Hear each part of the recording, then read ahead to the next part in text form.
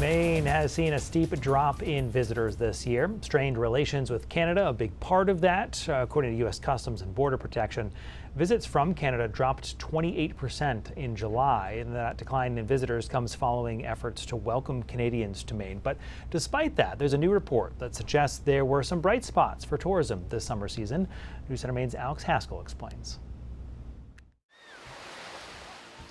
Maine has long lived up to its nickname, Vacation Land, with beaches and postcard-perfect scenery drawing millions of visitors every summer. But this year, fewer people made the trip to experience it all. It was an interesting year for sure. According to the Maine Office of Tourism, summer visitation was down for the fourth straight year.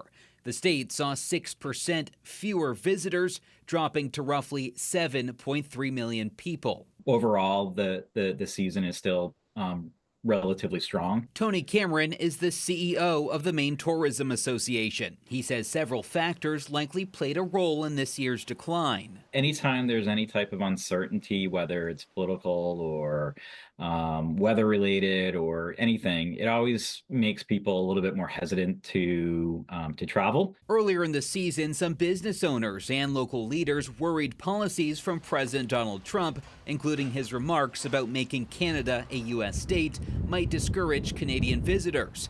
Governor Janet Mills even traveled to Canada to help strengthen relations. Still, Canadian tourism dropped from 7% to 4% this summer.